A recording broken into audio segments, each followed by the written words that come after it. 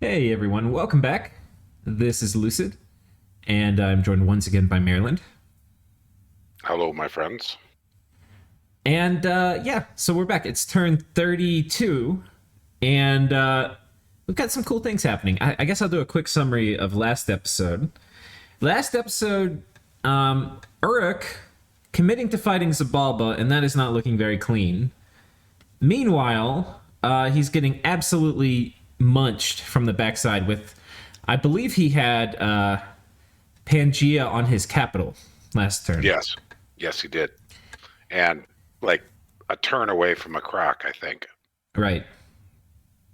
Jotunheim, while once very large and very cocky about kind of quality of play in the finals, now is surrounded on all sides by adversaries and has yet to really turn to diplomacy. And lost a very large army. Right, and he lost what I think was a pretty well scripted army he had. It was, but he was outplayed by the Thunderstrikes. Right, he was completely outplayed by Thunderstrikes from Vanheim, from a very skilled Vanheim player. So, but with that army dead, there's basically nothing to defend the huge gains that he had in Mictlan. And so Vanheim is probably going to be moving in there. Though moving in for Vanheim will risk overextending. We also had resurgences from the Bandar Log and the Pythium player, where they broke back out of their capitals. In Bandar's case with a thug, in Pythium's case with an army after a failed storming. So, but just a little wee army. Yeah. It was nothing amazing. Right. The significance of that is that both of these nations that they popped out of their cap to take their cap back, those nations are now engaged in other wars. Ulm is now fighting Vanarus, and Xibalba is now fighting Uruk. So that's an exciting little adventure. Yeah, and you know, in my opinion, I tend to play it pretty conservative then. I don't like to commit to another war if I haven't finished the one I'm in. Yeah. It's a risky move. And in both those cases, those were aggressive moves on their part before they'd locked down those final capitals. Sort of, yeah. I mean, Xibalba technically had Uruk start the war by ending the nap. That's right. But that's right. Uruk wanted out before the war started, and Xibalba didn't agree. So yes. Okay. I think that's a pretty good summation. Okay, so message from Pythium. So got my cat back, but I'm on borrowed time. I think Van is still distracted, but Xibalba isn't going to give up on my cap, and even if he does, Vanheim will just nab it. I won't be able to keep this up without some major Diplo changes. My research is just too slow, and I'm behind on mages. Yeah, agree. Yeah. At this point in time, well, he should be dead, and he's not, so that's good enough. Yeah. Yeah, the longer he does that, the better. And, I mean, pillaging your capital and destroying it too, I think, is also a viable play at this point. It's hopeless enough, but it is. So is cranking out a boatload of Rotarius. Yeah, he's got a little bit different situation than some, maybe that, depends on if he has any gold stocked up. Yeah. Okay, so here is the proud city-state of Pythium. And there's trolls here that end up fighting in the cave, and there's a bunch of Zots. It looks like they're going to get the commander, though. Ah, shoot. Oh no, just these mute. Yeah, he bought those. He bought those mercs. Yeah. Oh, that's too bad. No, they ran. Yeah. It just wasn't enough of them. Well, attack density on trolls isn't great. Right. I mean, they're tough, but yeah. And then here is another little honor guard of Pythium, just trying to hold things. Oh, it looks like the winter wolves are going to be a big part of the problem. Well, no, his mage got shot. Oh, there we go. Yeah, I don't think there was a world in which that worked. No. Once the maid got shot. And then he takes this back with the small raiding party. But like we said, look what's in his capital. Pythium has a bunch of Itarius. Yep. So, and he's got 25 defense now again. He had a lot of money saved up. Yeah. So he can make plays. Yeah. He can make plays. And if we if we continue, I don't know if you want to do messages or by zone, but just looking at this zone, it looks. I don't see any message from Zib or Uruk. So just looking at this zone, the effect, in my view, of what Pythium has done is force Xibalba to not take on that strong engagement with Uruk and give Uruk a chance to do some damage. That's exactly what it looks like. We don't have a message from Uruk, do we know? So, no. But this has hurt Xibalba significantly. Significantly. Because he had... Well, his god was in here, so let's see. Mm-hmm. I'm interested, too, to see what Nick's going to do to prepare, because he must, moving this army on top, be anticipating the god may show up. Mm-hmm. Maybe he just doesn't cast Howl. Well, the Howl didn't help him. No. That, and he didn't know that. I mean, against a Mage Corps, if he was assuming a scattered Xibalban Mage Corps, and then perhaps some Zib on the back that open up an empty area around some Magi, Howl is a great option for messing up Magi. Right. But not great against a single super combatant or big thug. Yeah. And that's a solid army. This is a solid army. Okay, now this is his mage lineup. Yeah. So I see a lot of point buffing. Couple of sacrificial Mashushu right up front, unless he misscripted. But they might be afflicted or something. Well, they recover afflictions as they switch forms, I think, so... I don't think you really want to sacrifice. I'm not really sure what the point of those would be. Yeah. I guess maybe just to stir the formations a bit. And looks like the rest of them are all on Guard Commander. Just that diamond-shaped blob really only occurs on Guard Commander. Yeah. I think that... Because otherwise it'd be more squarish. Yeah. Okay. I guess with Soul Slay, I don't know if he's got that yet. Probably not, but I don't know. There's a lot of mages, so I don't think you'd want to send you really wouldn't want to send your super combatant into this. But no. Yeah, this looks to be one of kind of the quintessential Uruk strats, which is a bunch of guys on Guard Commander and then a bunch of fluffing followed by, and this is the part we don't know, followed by Soul Slay. Or perhaps maybe Astral or Evocations, but yeah, I'd be thinking Astral Spam, Paralyze and Soul Slay. Okay, down here he raids this and they retreat. So yeah, Xibalba, I don't know if he has pulled all of his armies back. We of course don't know what's inside these forts, but he's definitely pulled some of them back for this. Yeah, he sure has. And Uruk has 3 of his forts under siege. Yeah, this is dangerous. Right. That hurts as far as Uruk goes. So there we go. And Astral 8. Wait, did he take it last turn? Because this looks like a battle outside the fort. Oh, he's just going to try to Soul Slay. This is what I don't understand. He's got this god. He's breaking siege. Right, but he doesn't put any weapons on it. Or armor at all. And how did it get afflicted? It just got afflicted from these harpies. The harpies just kill it. Well, that's... Oh, he might have called it. Oh, but it's a... Oh, okay, he did. Wait, it just showed up. It's turn 32. Oh, it just showed up. I was so confused. I guess I thought he had this on his cap last turn. I guess he stormed last turn. And somehow my memory's bad. Yeah, I think that's correct. Okay. So he's taking that one, and so the only bright side is over there to the northwest. Uruk held a fort. Okay. So this is a very low commitment force from Pangaea. It's a little bit of crossbows, a little bit of these guys, some commanders who aren't really doing anything. We can at least see what he's scripting. He's got wooden warriors coming out. Yeah, buffing blobs. Yeah, fairly basic. Point buffing, some Soul Slay. So he does have Soul Slay. Mm-hmm. He's got it going there. So Xibalba's not going to be wanting to bring out that super combatant now. Not against a mage group. Yeah. Okay. So he loses one mage. I mean, this is a pretty nice hold. Yeah, just a lucky arrow. But it's, not much lost.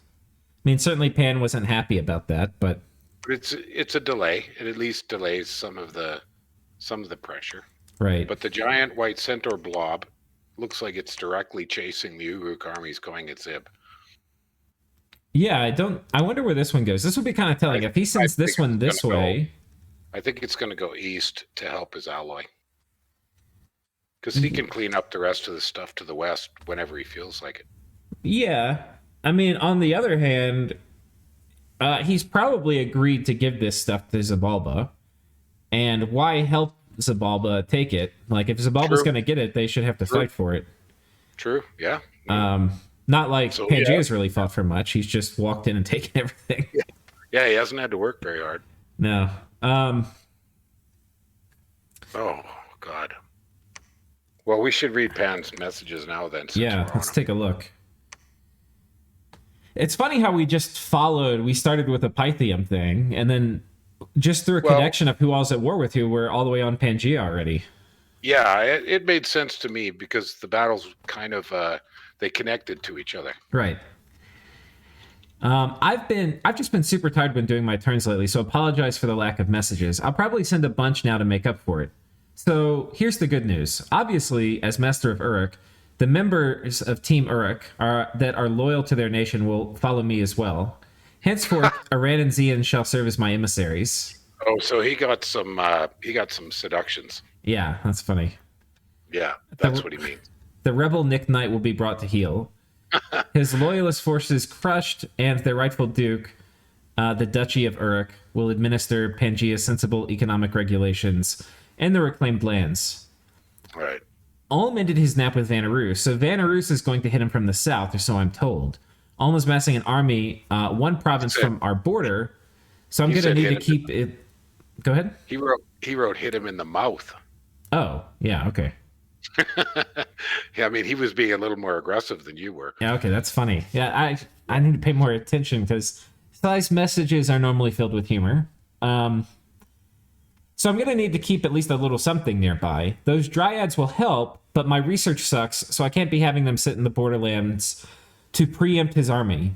Presumably, Ulm knows that foul vapors is a thing that exists in Dom 5 and will have countermeasures for it, but still, I can cast it in Hal to cause friendly fire and mitigate his retail evo. Between that and the seductions, which might luck out and grab a critical mage or something, I should be okay if he does attack me. Which I guess is the point. I guess, but Ulm would be insane to attack Pangaea right now. Maybe. I mean, I think if Ulm was dedicated to the idea, like, forget the fact that he's tangled up with Vanarus and Bandar Log. That's what I meant. Oh, that's what you meant. Okay. Yeah. Like, no, based on his current entanglement. I think he could, but if he diplomatically he can't. Yeah. I'm not saying it's a bad matchup. I just said he's got too much on his plate and he's had bad losses. Yeah. Which I guess is the point. I'm hecking winning, which is a dangerous place to be in a game like this, since presumably everyone knows it, and the sides with agency about who they fight want to fight me. That also means Ulm, Ashdod, Pangaea, and pretty soon Xibalba. But who am I betting on to win, of course. And pretty soon Xibalba, who I'm betting to win. He means Xibalba? No. I don't know. I'm not sure what... That last sentence doesn't quite make sense to me. Now this, I think, means he thinks Xibalba will win. I think he's being a little ironic there. He's betting on him, so he's got somebody easy to kill. Maybe. I don't know. The fort storm with Maenad crossbows was actually based on the assumption that Uruk had moved out all his mages from his cap, and the mages that the southern fort had built, plus a bunch of troops into that province. I was expecting him to field about 100 to 150 iron warriors and a handful of cap mages, and 15 plus of his little mages. I just thought that the reason he hadn't initially patrolled was because he wanted to see my army for the reason he didn't break siege, and was to try to use the confines of my gate. My plan had been to use foul vapors, which he hadn't seen yet, and which his bless doesn't protect him from to beat that army. But I wanted to see what he would be casting, but wanted to see what it would be casting first. So I hit it with those Maeneids to trigger Gem Spend for the crossbows to possibly snipe a mage. Yeah, we wondered why that assault army was kind of tiny, and this is why. He was just trying to do a big enough one to trigger gem use without overcommitment. Right. Instead, I found the place empty, so really no fight inside of it from wall archers, and which are honestly still annoying because of the way that AI targeting works. So instead, I'm going to set up Vape Nation on 2 provinces that his army could hit me if he's using it aggressively. Okay, so I think that was where he had his White Centaur deployed. He's saying that he can use an army of strictly White Centaurs and Wizards. Then he can foul Vapors safely without having to dick around with minor buffs. Right. This will ensure his mages die instead of retreating, and will mitigate the number of units that die to Soul Slay. On the other hand, it will also kill all the Maeneids and 1 to 2 White Centaur, but I'm occasionally an unkind commander when it comes to deployment of our untrained volunteer regiment. God, I'm going to need to make temples to replace these, aren't I? Oh my gosh, a book. But the thing is, he's not getting a fight from Uruk because Uruk's just running away. Right. While I have you here, let me tell you how awful Uruk's build is. The fact of the matter is that while the magic that I'm using to mitigate my casualties significantly even, I could have won without it. There's nothing in any of the Uruk armies that can beat White Centaur running at him. Even if it were a 1v1, he would be getting destroyed, even without considering my own mage support, and it all boils down to the build. Uruk, as run here, simply doesn't have anything that works against him. If your build is so bad that your response to some Land Sacreds with the most modest stat resist bless running at you turn 30 is, well, I guess I'll just die then you're using a bad build. Uruk needs to either a good stat resist bless of his own so that his mages can sit in various battlefield spells and your mediocre army sacreds can actually fight back when fluffed with Moss Body luck rather than use non-resistant, low attack, no repel Iron Warriors. In a situation where luck doesn't even matter because they'll die to poison damage when it triggers anyway. Okay, and an imprisoned S8 is nonsense. Imprisoned S8 nonsense is pure greed that I don't think even better scales, given the resistance blesses naturally, give your sacreds most sacred mage cores. Okay, I'm having struggle reading. I'm struggling reading. Nobody want me to do it? I'll finish it. Okay. I don't think even better scales, given that resistance blesses naturally give your mostly sacred mage core natural resistance to battlefield clears that become ubiquitous in the late game. Ubiquitous all late game, so you can maybe at some point do Nexus or Master and Slave with your god that's been basically useless until then, until after the game has been decided. So he's saying it's too greedy. What do you think? So I have a couple of comments on that. It's not possible for Uruk to basically say, I'm going to make sure I've got an anti-pan build. So the fact that there's a bad matchup between two nations, in this case Pan versus Uruk, isn't necessarily a flaw in Uruk's build. There are just certain nation matchups that are inherently good for the other nation, and there were 16 players, so you cannot know for sure who you're going to build for. So you either build, I would say, I guess there's 3 kind of cases. One way is you build so that a few of the nations you can defeat with your build, or you build for a general purpose, you can fight everything kind of build, or I'm not really sure what the third case would be. Those are the first 2 that come to mind. But there's no such thing as that Uruk could have put a build together just to deal with Pan. I do agree that Astral 8 on an imprisoned pretender doesn't make any sense in an aggressive knife fight kind of game like this. The only time I would play something like that, well, I would play it, but it would be a large, quieter game where I had a good expectation that the game would go well into late game. I would not even go near something like that against this kind of aggressive play. Yeah, I think so I talked with Nicknight a little bit, and we were kind of bouncing different build ideas. I didn't have anything to do with which one he picked, but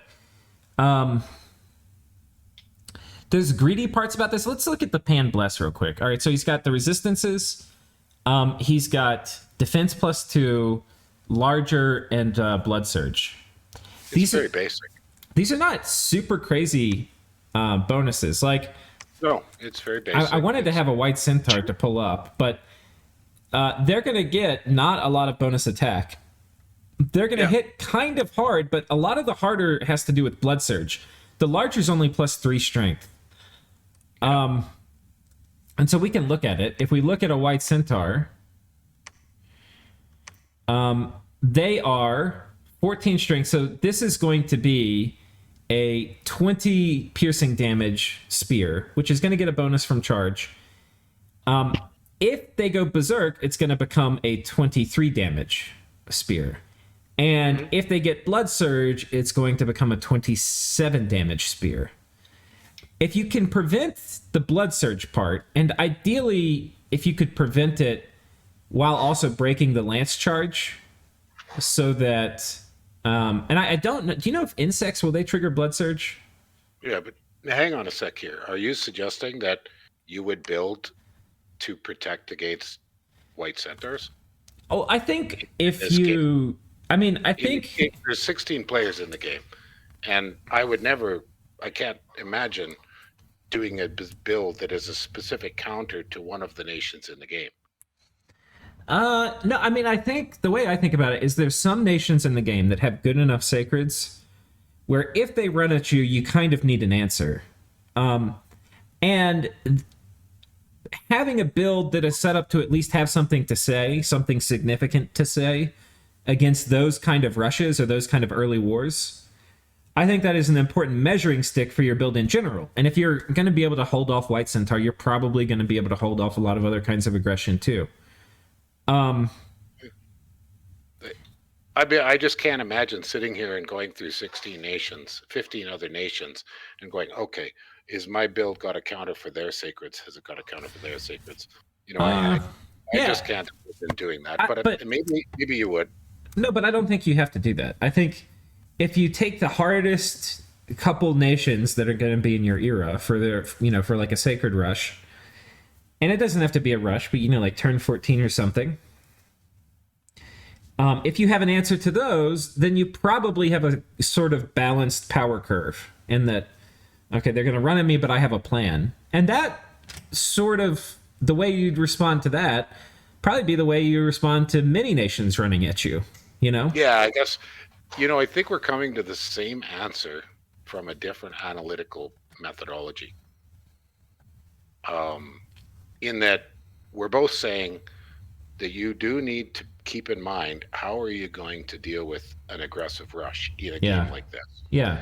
And you're going kind of from a bottoms-up design method, whereas I'm going to take a look at certain specifics and make sure I've got some kind of concept for this one. Because yes, white centaurs are one of the biggest threats in this game. I was kind of going from a top-down view going, I know that I need a counter-rush defense methodology for this game. What are my options and which one do I like better? So I think we're coming to the same thing. And I guess what occurs to me is, like, what was Nicknight planning to do with an Astral A pretender? Well, I can answer that. Okay. That's what I'm really wondering, because it seems to me an imprisoned rainbow would have provided all of the forging capability. Yeah, so, the cool thing about Uruk, or one of the cool things, is they get to summon their god back without losing paths. Okay.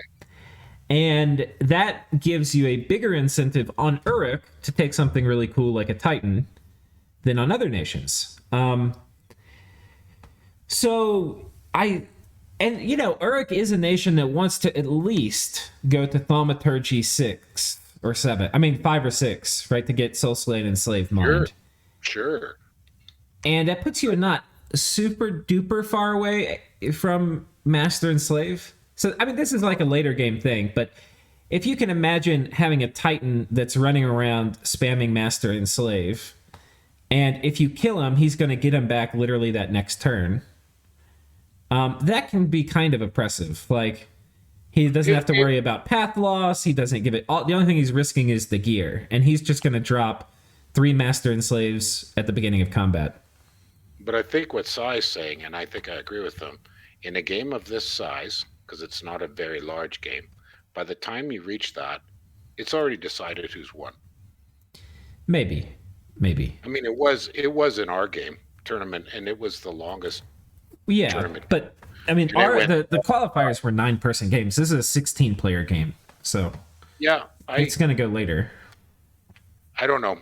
I don't agree with the design choice. Let me put it that way. Yeah, I mean, I think that's for a much more general purpose bless. Definitely a mage bless. I would have gone with Astral 5. I don't actually.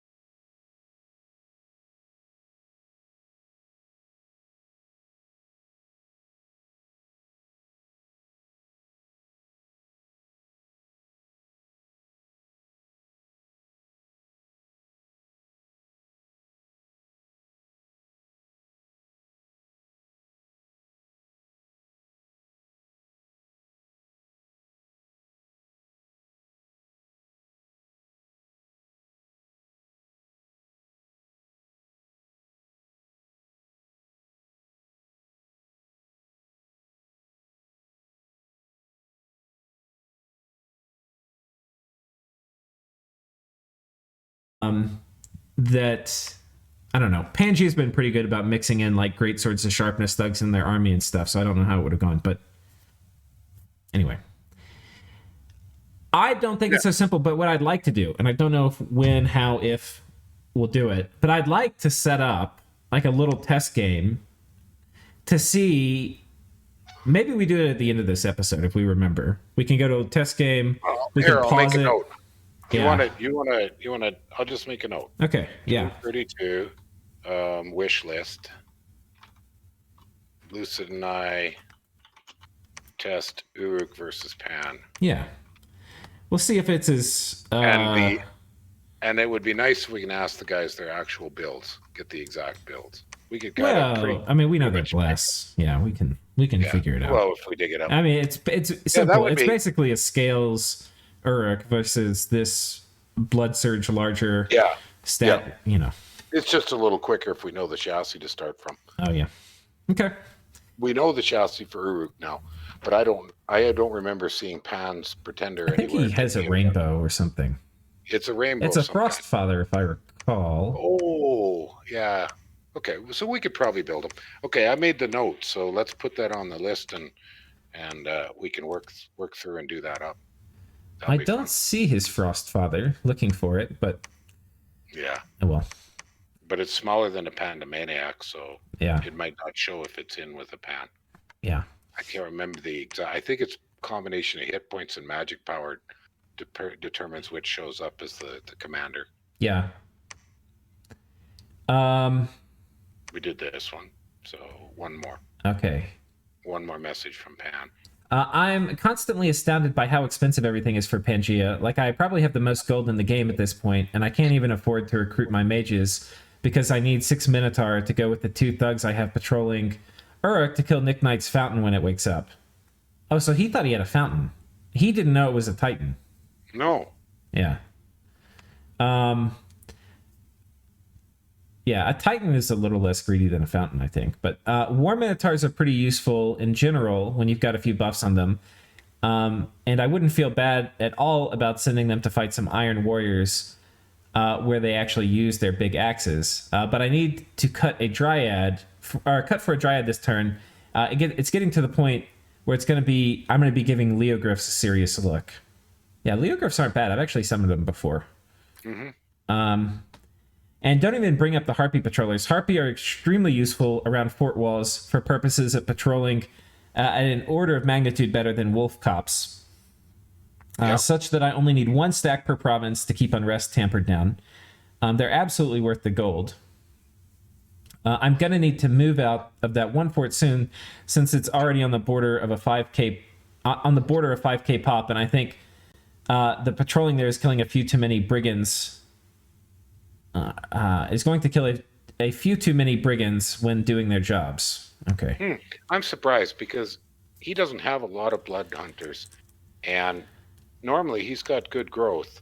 I can normally maintain a 5k pop with 1 or 2 small blood hunters, like about up to blood 2, indefinitely with growth 3, no matter how much patrolling. Now, once you get 4 blood levels hunting, a total of 4, it starts to trickle off, but you can usually maintain indefinitely 2 levels of blood hunting, and it's more efficient if it's a blood 1, 2 or 3. So a single blood mage with an SDR, either a blood 1 or a blood 2, and you can normally maintain that indefinitely with 5k.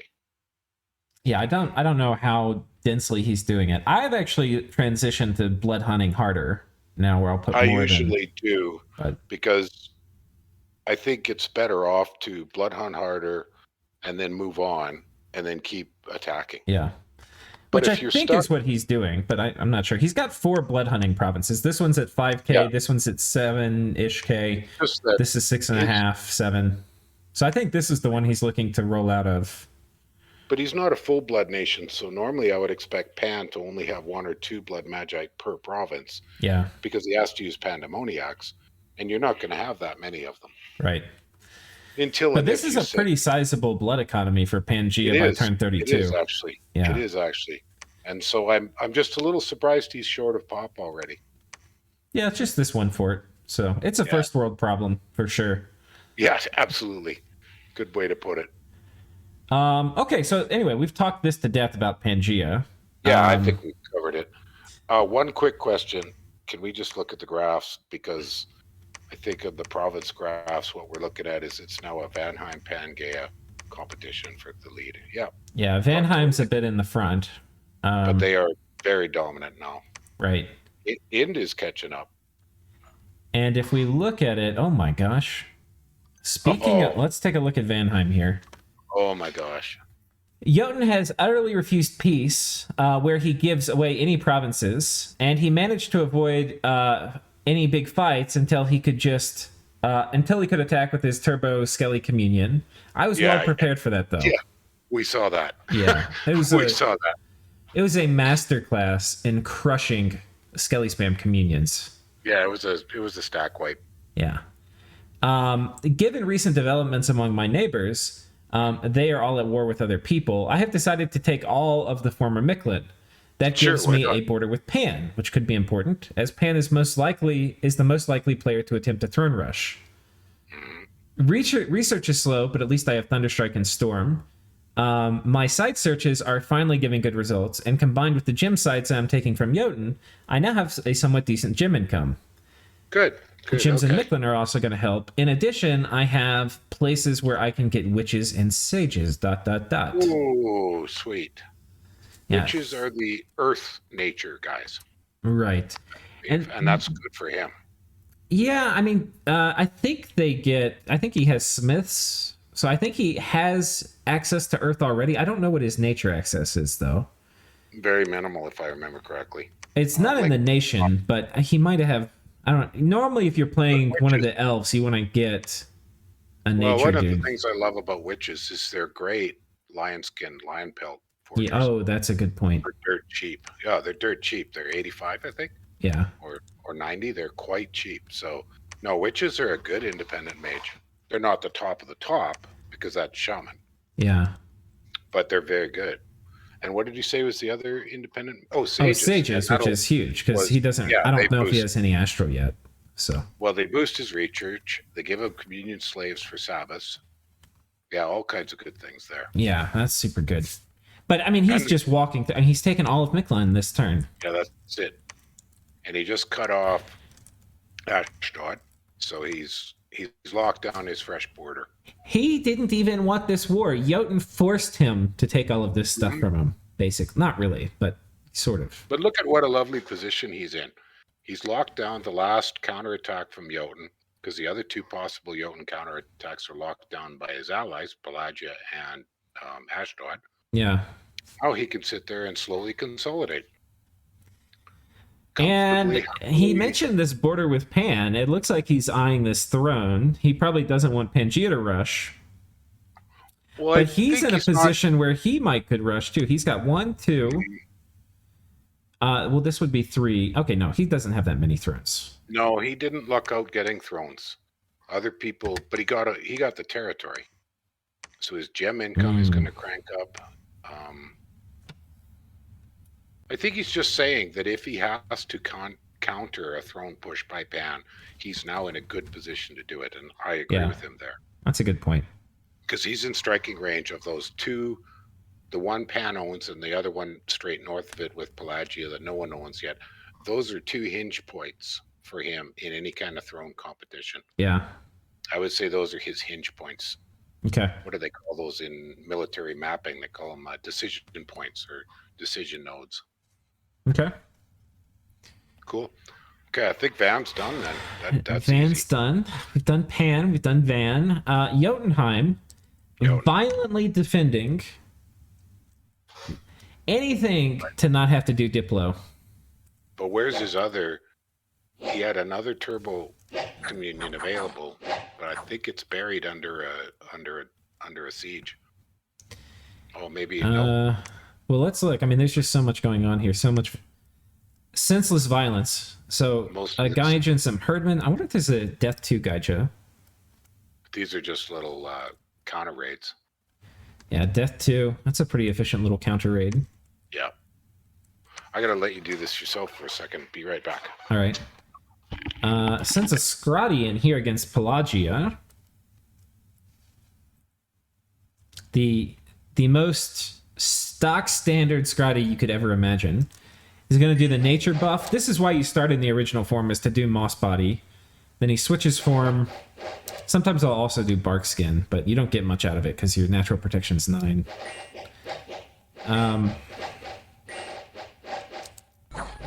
You can also cast Larger in the first form if you put a Nature Gem on. So anyway, he comes in here. Veti Hag, so very efficient counter rating. Loses a Veti Hag here, but kills a decent amount of PD. Loses a few Herdmen. Yeah, he's just getting kind of bled to death over here, and now he's lost most all of this. I wonder if now that he's lost so much, he still needs to get out of some of these wars. But, you know, he probably feels entitled to a bunch of this stuff, which is now completely gone from him. I mean, he'd have to fight through 3 huge player stacks to get back to the Mictlan stuff. This is gone. It's gone. Yeah, it's gone. I'm back, and I agree with you that Jotun has lost Mictlan. And so in choosing not to do diplomacy, he entirely lost his first 15 turns of the game. Yeah. And now the question is, can he do diplomacy, and what should that diplomacy be? He could... he just needs to start... Whoever will make peace with him. You know, almost no need to make peace with Vanheim. He doesn't even have a border anymore. Yeah, it's too late. I think maybe making peace with Ashdod, where he gets this one province back, Ashdod might be okay with. Maybe. Because I don't know. He's looking strong enough where it's not looking like he's gonna die. He's doing a very good job raiding his stuff back. He's not giving off death vibes. So, but he's no longer a competitor for the win. Oh no, not for a long time. It would take somebody else to have a disaster. Yeah, but I think the play here, if you're Jotunheim, is maybe try to make peace with Jotunheim, get this back, so you have a reasonable amount of. I mean, with Ashdod, so you have a reasonable amount of stuff. Convince Pelagia that the people they need to be worried about are Pangaea and Vanheim. Yeah. And maybe try to buy a long-term peace with them by giving a little bit of a beachhead.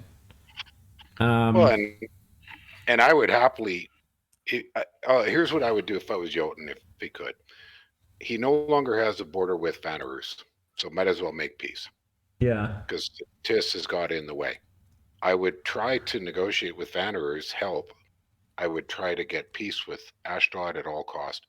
Vanheim just, you got what you got. Negotiate whatever he can with Pelagia, and then I would counterattack and try to hit straight for Sati's capital. Yeah, that's not a bad idea. He just has to... He wanders around with a giant stack that's dying of cold. Yeah. He needs to try to make peace with everybody, and the one player that doesn't, he needs to try to kill him, as long as it's not some weird, super horrible angle thing. But right. But you know, Vanarus is also in a war with Ulm, so he could, you know, if Satis is willing to let go of this, maybe go mess with one of the Heat nations, he could come up here and fight Vanarus. He could fight Xibalba. It's a cold Xibalba. Yeah, I'm just, but Satis looks so desperately out of position to me. Yeah. Absolutely way out of position. Yeah. Yeah, but I don't love diagonal wars. I'm not going to lie. No. So. No. It's a kind of thick diagonal. It's at least not like a one province diagonal. But, Vanarus is not going to be happy with anybody owning this province but him. And that's going to kind of make it a one diagonal war through this throne. Sounds horrible. But Satis is also sitting on a cap circle province of Vanarus. Yeah. I mean, Vanarus can't be very happy about that. No. It gives me so much anxiety even just talking about this.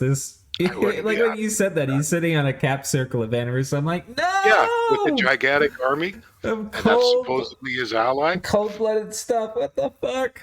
Yeah, they had an alliance thing. Oh my god. Yeah, I would be really mad. I would be calling any agreements with Satis over, and I'd be, rushing at Satis. Yeah. Okay, so next up, Ashdod. As I suspected, Jotun's Gaija masters were very fatigued due to shortage of slaves. Not a good spot in a fatigue play. I'm imagining the attack from all directions is too taxing on his blood hunting capacity, not to mention logistics. I feel a little bad to kick him while he's down, but I needed that edge because I'm far behind him in research. If not me, it'd be Van. I sense Jotunheim's southern front has crumpled. Crumpled. No kidding. Putting it mildly. It's like a vacuum that's sucked in all the armies from around it. It's his Stalingrad. Yeah. He must have had some success in the north. Don't see Satis Vanarus battles, Ashdod scouting network. Every time I catch a Pelagia battle, it's a script retreat. Or a retreat script. So I suspect he's dodging and weaving. Pangaea mentioned that they have a very real army up there with all the elementals at his disposal, but... Yeah, Ashdod. but what's it doing? You know, it pops in, it pops out, it pops in, it pops out. I think he's waiting to do a Kraken personally, but anyway. Could be. At this point, my mission is to figure out whether Jotun got that illusionist, assuming it wasn't some luck event. My money... we know that he... Yeah, go ahead. Yeah. Oh, he did. My money's on the fort northwest of Mictlan, and there's got to be some reason he dropped a giant fort in its cap circle. When I saw it go up, I got super curious. Good. Well, maybe, because it's... But a lot of players don't notice that kind of thing, is what I meant. Oh, it is. Okay, yeah. This is what he was talking about, so he's right there. Starvation is rampant. I'm not... Yeah, it's not a good time to be a slave slinger in Ashdod. Construction Forge is finished, so can start pumping out some bags of wine. I'm imagining my giants eating the slingers to maintain their gluttonous ways. Yeah. Pelagia is encouraging me to cap Jotunheim. See, this is what Pelagia wants, because Pelagia knows they are going to have a hard time killing Jotunheim, and they're not going to get, probably, especially with this low diplomacy Jotun player, they're not going to get any permanent lakefront until Jotunheim's dead. So they want somebody to kill Jotunheim, just so they can get a lakefront. Right. And then they can grab some territory. Okay, well, that's interesting that this is the first comment I've heard about any of the Pelagian Diplo in quite a while, if ever. Okay, addendum. This lycanthropic global event is super annoying. Going to have to complete a fort northwest of the of Ashdod and get the triggering event for bad things. Great. Having to divert a few giants to ensure it goes up. Turning around some of the slingers that's going to potentially vulture Agartha. Those giants would have been better put to trap Vedi raiders. I know Jotun has slipped behind my army. Fairly certain he'll try to sit on my cap to be annoying or to cut my income from further raiding.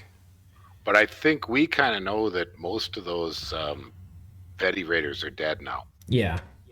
They got caught. Well, those were Ashdod's, Bakemono. Oh, that's right. Yeah. You know what? I don't remember seeing much in the way of Vedi raiders from Jotun. Yeah, he's got just one stack, I think, that's south running around. Okay. Slipping an add-on out of the main army to raid along with the arena champ. Jotun has sprinkled enough herdmen around that some impromptu mage support could be a thing. So, raiding slightly heavy. This fort looks relatively empty, but watch there be 4 illusionists obscuring another 40 guys. A bit annoying he can so easily do Arrowfind. That was a surprise last battle. I don't actually remember that battle with Arrowfind. I don't, but we were so busy looking at the failed Turbo Communion. Yeah. We might not have paid attention to it. Yeah, it's possible we missed the battle. But anyway, there's not much. I mean, there's a lot of raiding happening, but it's... and one big siege. And one big siege. So we'll see. I think this is more like stuff for next turn. Yeah, raid and counter raid. I think we're done with Ashdod. Satis, they have... you remember, so their god was trapped over here. Yeah. Well, their god got trapped here. He moved over here.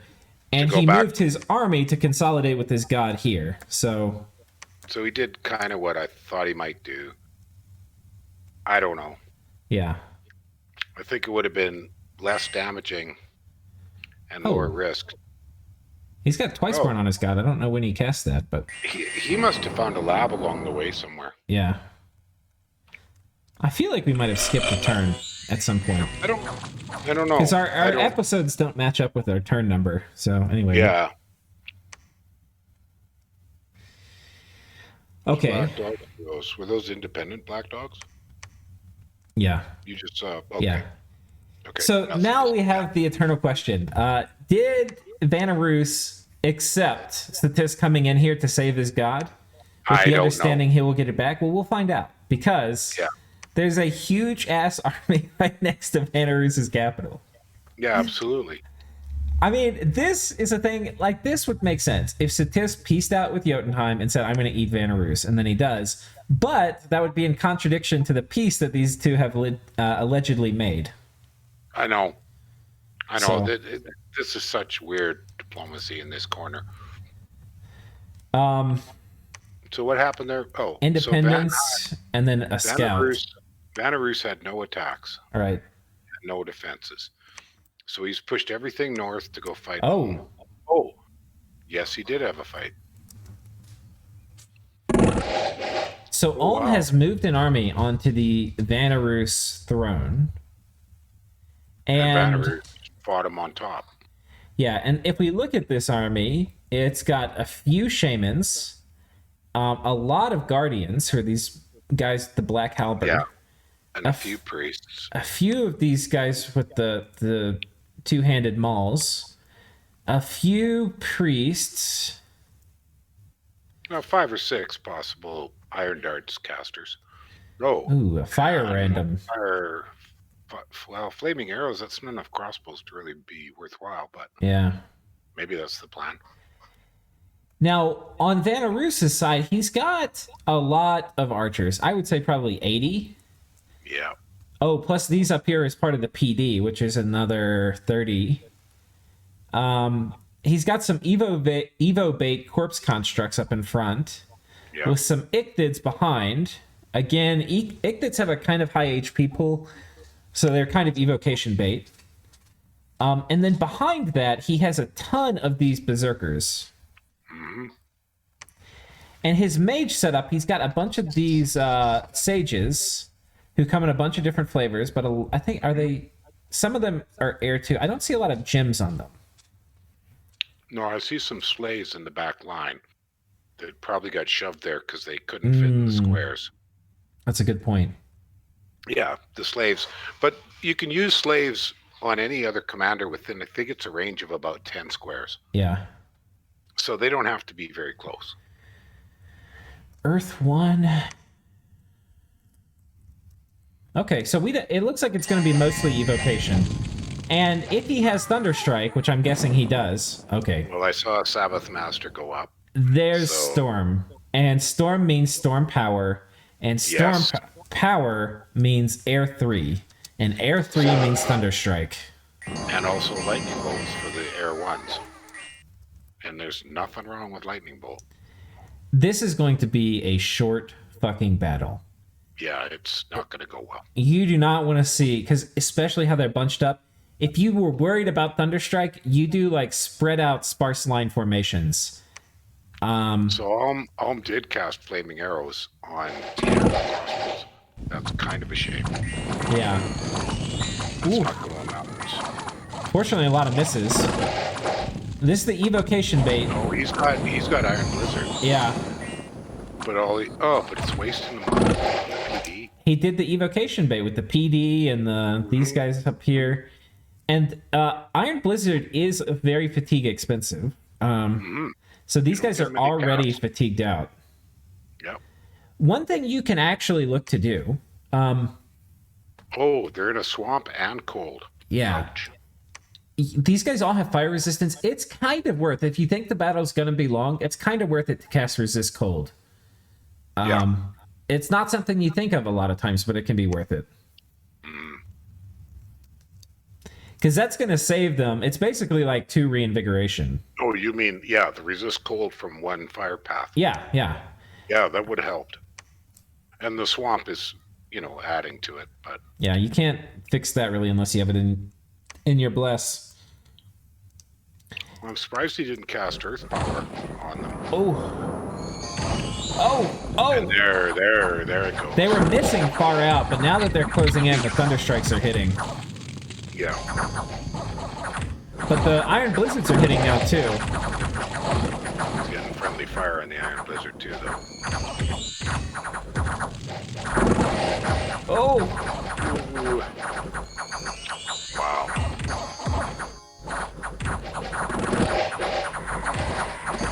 Now just imagine if Vanarus had something flanking it fast that had gone back to that beach.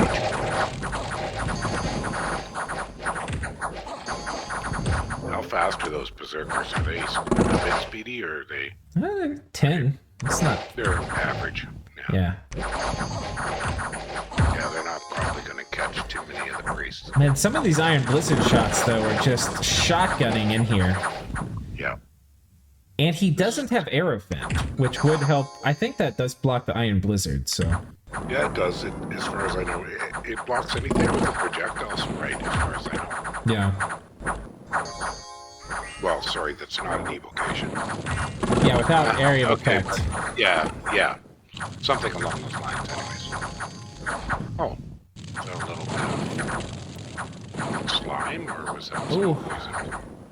Well, looks like Ulm's Magi are going to get away. Pretty definitive win. Yeah. Yeah, Ulm didn't lose any Magi. He But he did lost lose a lot of infantry. Yeah. I mean, honestly, it's not that bad of a trade. Because No. these berserkers are 50% more expensive. Yeah, he lost a lot of no, them. these are 20. And I bet you he lost almost all of them to the Iron Blizzard. Yeah. Berserkers. I actually don't exactly approve of Guardian use like this. To me, they're like more what you would want to use as Ulm if you're trying to catch raiders. Like thugs. They seem to me very specifically a sacred counter and best saved for that purpose. Right. When you can line them up effectively. Like previous turn, it just so happened that he lined up his guardians on the opposite flank from the sacreds that were coming at him. Yeah. Or that was one of the fights against Bandar. And that was just a bit of bad luck. I mean, you couldn't have known for sure which. Right. You always got to kind of guess. And, well, maybe not bad luck, but the guessing didn't quite work out.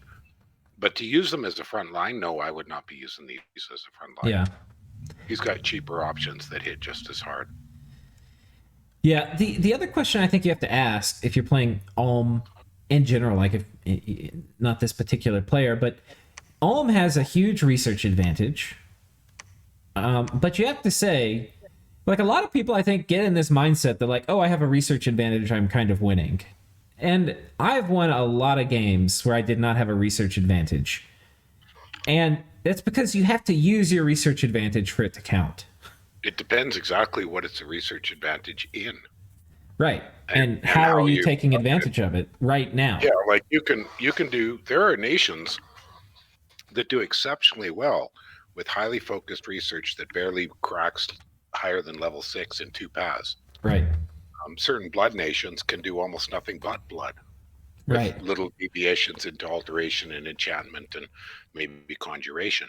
Yeah. And then shoot way up for life. And then they could take out SCs and thugs. And, right. I mean, that's very devastating. There's other nations, and I find particularly a lot of the astral nations need this broad bunches of stuff because they need to pull communions to pop off these big counters for things that are outside of their normal routine. And so they need, they need this broad path research. Yeah. But Ulm's got this, like, if you look at all of Ulm's stuff, like the score graph he's winning in is research. Well, let me ask you this. If you had what is a earth nation with a dabbling of fire and a dabbling of air, and not a lot else in terms of diversity, what are the big targets for your magic? Like high research level, other than forging? Yeah, I mean, I think I'd be thinking forging. Yeah, I mean, Ulm can make crystal matrices and slave matrices. So if they get the gems to do that, your big stacks, you want to use the maximal advantage of your research on your big stacks. It's going to be expensive for you to use that research with Ulm, because a lot of using that research will involve artificial communions with crystal and slave matrices. Yeah, absolutely. And so what I'm getting at is, with that big research lead, we're looking at level 7 and level 8 spells that are game breaking. And the level 9s were too early for. I mean, an army of Fu at this point in time would be pretty devastating for anybody. But that's level 9s are unlikely until turn 50 or 60, even with a rush. But what I'm just trying to think. I mean, Iron Blizzard is a great option. I think if you're Ulm, you need to be going, because you're neighboring Pangaea.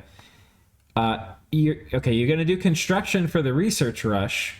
Yeah, construction 6. I think you need to be going for Serpent's Blessing so that you can fight Pangaea if you need to. And then, what are you going to cast it with? Well, he has shamans, right? But you can get, that's what I'm saying. Like, you do crystal matrices, right? And you can get an indie mage that can do Serpent's Blessing. Right. The other thing that you can do if you go enchantment is you can do mass flight. Now, in this case, versus Vanheim, he had storm up, so it wouldn't have worked. But enchantment, Evil 6, enchantment 7. Those seem very obvious. That's Aerofan. And then where anti-magic is in enchantment, if I remember correctly. Yep. So you could have anti-magic up. That, although that's cheap. That's only 4. Ulm also does not have any dark vision. So Solar Brilliance, while it's going to blind your dudes, if you get anti-magic off first, this can still, it's a lot better to blind your dudes occasionally with Solar Brilliance than to fight into darkness, if that's a thing. Yeah, I'm kind of looking at, I would be going Alteration 4, Conjuration 5 for Light of the Northern Star and things like that, and large elementals just because, but Enchantment 7 and Evocation 6 at least. Maybe Evocation 7? Yeah, I mean, Evocation's great. It's also better when you have enchantment to put up Aerofend on your own dudes. Absolutely. You know, and I think I'm also for more crossbows than Ulm's been using. And if you have more crossbows, having Aerofend is nice because your crossbows fuck up your own dudes. Right. Yeah. No, absolutely. Yeah. Okay. That's what I was just thinking. Like, given he's got so we'd be really wanting to see 3 or 4 spells out of Enchantment 7, bunches of stuff of Evocation 6 and 7. Yeah. Maybe a little bit of buffing from the low levels of Alteration, but nothing too amazing. And clearly Construction 6, because he wants to make all the boosters and any of the nice goodies and research boost and all the stuff he can get out of there. Like, you kind of... that's an obvious research rush. One thing we're kind of seeing is, like, people are disrespecting other players, and sometimes it works and sometimes it doesn't. But, like, Jotunheim well, that's not true. No, he didn't. Okay, I was going to say he disrespected Midgard by running in without a lot of mages. He did that at first. Yeah, Vanheim. He did that at first, but then he did the Mage Core. So that was showing him respect, but he got spanked anyway. But I think he didn't expect the Thunderstrike spam. Right. I just don't think he did. Or if he did, he didn't realize just how painful it was going to be. Right. Midgard... I don't think that was disrespect. Vanheim. Yeah, Vanheim showed a lot of respect to Jotunheim by he's not marching around armies without a lot of mage support. You know, Ulm is kind of disrespecting people. He disrespected Bandar Log, right? He brought in some mages, but not a ton. Didn't use any of his real tech. And this attack against Vanarus was inadequate. Yeah, it was disrespectful. He's right in the middle of Vanarus's home territory. Right. Vanarus can reinforce very easily. Yeah. And he paid for it. Yeah. So one way to think about this, to put this all in context, is if you respect your opponent, you're not going to do low commitment stuff against them. Like, you're not going to have a major engagement without all your tools. You know? Yeah, I would say you're going to do lots of low commitment, like cheap raid squads. Sure. But you don't want to do middle commitment. Right. Sort of almost enough. Right. You don't want to expose a ton of troops without... And this looks like some mages, and sure, he's got some Evo spam, but this is not really... Like, they're not... Aside from Iron Blizzard is really the only thing he's bringing. Well, we also agree, I think, that this is not a good balance of a force. I think the crossbow ratio is too low, the guardian ratio is too high, and he needs more of the cheaper infantry. Yeah. Like, if he had a ratio of 30 guardians as a counter sacred squad, 40 or 50 crossbows, and 70 of his basic infantry with the mix, I think this would have been a different fight. Yeah. So, but very good defense from Vanarus too. We're talking a little smack and Monday morning quarterbacking, but that's what we do. Yeah, we want to get our ratings right. So, very good defense by Vanarus. And you ever heard of Don Cherry? I don't think so. Don Cherry's about the most famous hockey announcer in Canada, second to Ron McLean, his partner. And Don Cherry he's about 70 years old, and he's white-haired, and he wears these outrageous ties and outrageous 1970s colorful suits. But one of the things Don Cherry does is he smack talks people in a polite but a kind but harsh way. Yeah. And that's part of his charm. He's not afraid to say that player or that coach screwed up. Yeah. And it's Monday morning quarterbacking. He does it as a pre-show before the hockey game. So much like we're doing, the game, they've already played this. Right. And we're being sometimes a little hard, but we're also giving credit where credit's due. Yeah. And this wouldn't be very interesting for the viewers if we weren't adding critique to what's going on. I think so. You and I both are experienced enough to be able to look at this and say, I think, if you had done this, things would have gone better. Yeah. Yeah. I think the main thing for Ulm now is he has to figure out how to leverage this research advantage into taking some decisive mid-game combats. Because Ulm's research advantage is going to continue and grow for the next 20 turns. But after that, other people are going to be getting all of the important research they need. And so Ulm getting to these things first is not going to matter as much. Yeah, that's kind of what I meant by what are the magic targets here on the research levels. And like you said, the Enchant 7, Evil 6, 7. Yeah. Those are where he gets probably the most power he's going to get. That's his peak power curve. And after that, further gains in research aren't going to add a ton. There's not a lot in the 8s and 9s for an Earth nation with miners. Yeah, I mean, the Army of Gold stuff is great and all, but that's fine, but that's only defensive. Yeah, I mean, the other stuff Ulm can do is they can do Earthquake, which is cool. The best thing about Army of Gold, he should already have Earthquake easily. Yeah. Best thing about Army of Gold and Lead is it lets you take complete garbage troops and have them hold a line forever while your Magi do their job. Right. You can walk out there and use Long Dead or Soulless or Corpse Constructs or any kind of complete garbage chaff, or even crossbreeding garbage. Right. And you can have it sit there and tank the crap out of everything. While you've got this giant mage core blasting down with gifts from heaven and all that kind of stuff. Yeah. But that is not really an Ulmish option. He doesn't have a lot of sources of dirt cheap chaff. Yeah. So I'm just suggesting that and he's already got super armored guys. Army of Lead and Army of Gold aren't going to add a lot. The only really good thing there is the built-in anti-magic, but he should be able to put up anti-magic. And he needs that in every fight already, I would say. Yeah, I would argue he should be anti-magicking almost every fight. I think if you really put on your thinking hat, you can look and come up with strategies that Ulm can do. Like, okay, what happens if we have really good protection? We don't have fire resistance, but we do Firestorm way before anybody else. And our mages do Temper Flesh and Iron Skin, and then we put up Firestorm. Yeah. You can come up with research rush things that could work with Ulm. And Firestorm is a relatively small amount of damage that's only armor piercing. When you're 20 plus protection, it's probably going to barely chip you. Right. Even not including that he probably has the ability to put up small area fire resistances. Yeah. So, I mean, there's, I think, a lot of options you have when you have a massive research advantage, but you have to use them. All right. Okay, so that's he's on top of Bandar Log again. There's just one guy out here. Yeah, he just killed some. That guy was diseased anyways, if I remember. Yeah. He came stumbling out. Okay, so so we've kind of finished Ulm. The only people we haven't talked about is Enda and Agartha, right? I think we finished Bandar. We have Enda and Agartha. I only have 9. Who am I missing? Jotun, Ashdod. What do you want to say? Anything more you want to say about Pelagia?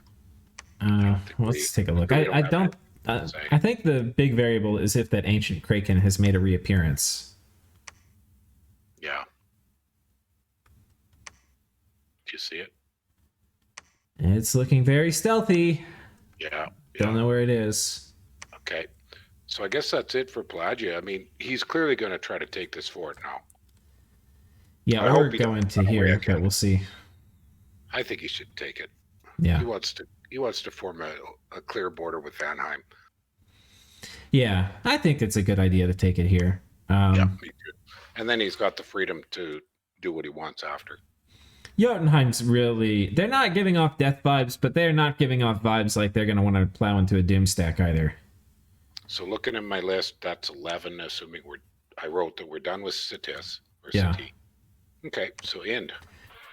Time is ticking. I believe some wars are being wrapped up. Most importantly, the Bandar War means Van Ulm will be free agent soon. I'm skeptical. Yeah. I don't think that war is near done. Well, yeah, almost getting after they're trouncing with Vanarus. He's distracted. He's very distracted now. I'm still wrapped up with Agartha. I offered him terms, cap ring plus Southern Fort, but he didn't accept. Guess it was to be expected. I agree with his third sentence partially. I believe Van is going to be a free agent, but Ulm is not. Yeah. Yeah. And I can understand Agartha not accepting. I mean, at some point, unless he has another obvious target to go after, and then it could make sense. Yeah. But sometimes you just kind of fight and die rather than... He's going to play with effigies. Okay. Because I thought it was Ashdod was talking about using effigies earlier. Yeah. But Ind as well had mentioned doing some stuff with effigies. Yeah, I'll be moving some minor forces with effigies towards the border region with Van. Hopefully I can fool him that I have strategic reserves of 120 sacreds, that he doesn't cancel our NAP 3. Ulm's army should be way out of position, so I'm not worried yet. Furthermore, I believe Agartha and I are currently only in a 1v1. The rest of the wars are 3 or 2v1s. That's true. Advantage of a 1v1 is I might be able to take all of Agartha's lands. That means 30 plus province nation and a big contender to win the game. Disadvantage is that I need to claim all the land, which takes time. That time I probably won't get. Yeah, we were talking last episode a little bit about like mobility options N gets with angels, but those can help a lot to speed up a war rather than having to march everything around. I would really be wanting to try to, define some territory on the north side of Agartha's capital. Yeah. If I was in, to keep other people from vulturing. Yeah. No matter the outcome, I'm pretty happy with the results so far. Kind of beat one of the stronger MA nations into irrelevance. Means the build I made for End is kind of viable. Think it shines even more in the late end game. Let's hope I can reach that. Well. I think he's played very well. So the turn got postponed a bit, which gave me a bit of time to think about, to come up with some low commitment attacks for Agartha's capital. Nice. That's nice. I'm glad to see he's thinking in those terms. That's good thinking. Should be 100% successful against PD. However, it will fail badly with even a bit of mage support. Hope he won't expect it. And it's low commitment. So if he loses it, he's fine. Right. So let's see. End for Agartha. And we see a bunch of messages. Oh my god. Whoa. He was expecting it. Agartha patrolled with everything.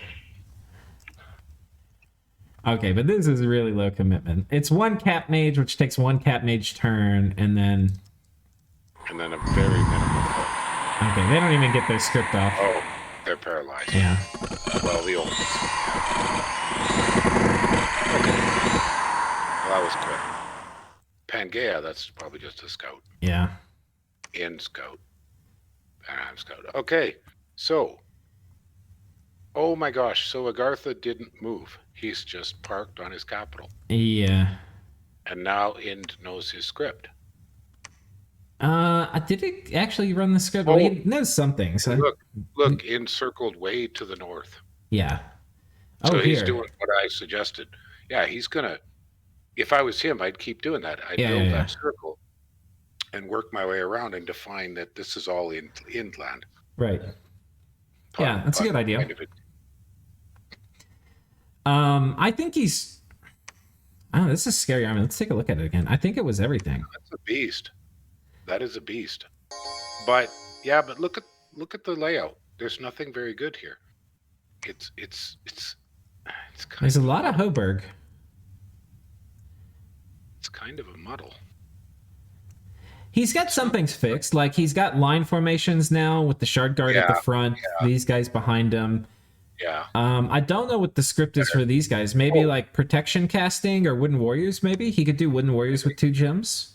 We're still seeing some. We're finally seeing some sentinels. I was wondering why we hadn't been seeing any of his statues. So there's the first few is granite sentinels.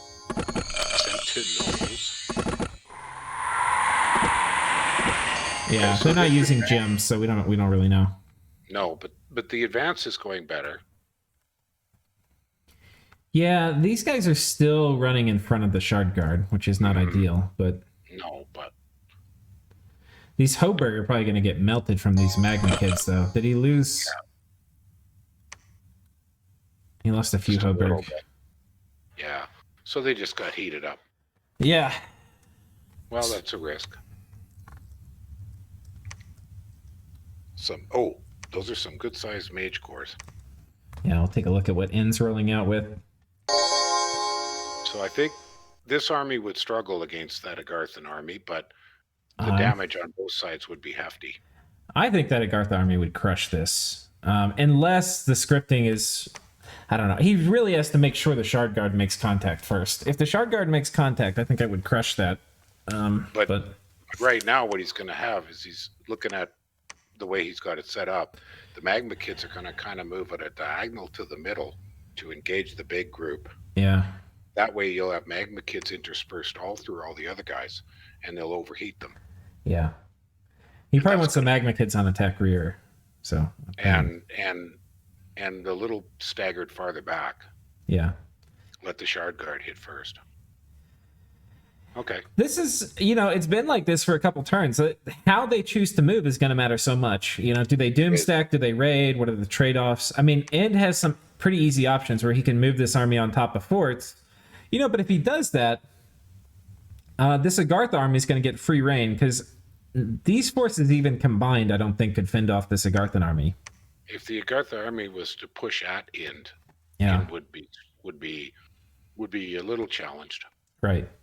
But, he could probably take some forts in the meantime. These are thick forts, though. So this is going to be at least a 2-turn siege for each fort.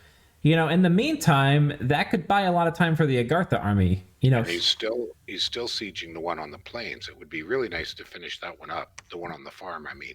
Oh, yeah. Be nice to finish that one. Oh, it's got a well of pestilence. I wonder if he noticed.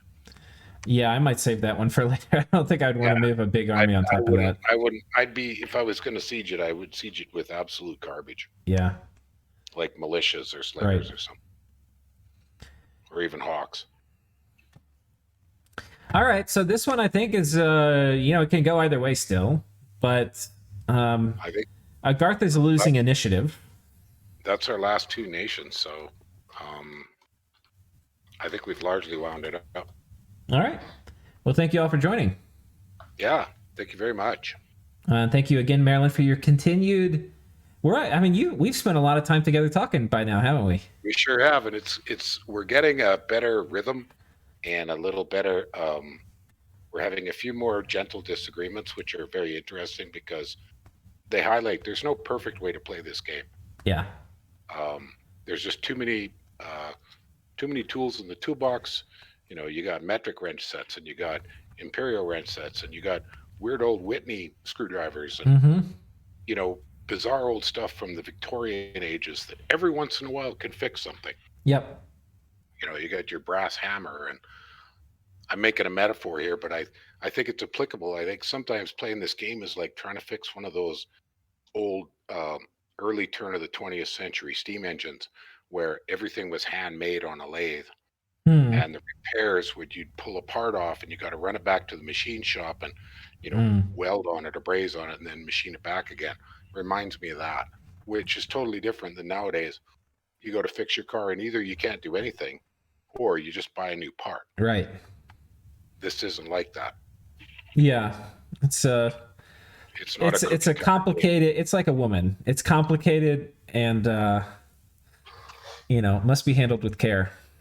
Yeah. Alrighty. Anyways. All right. See you guys. Bye-bye.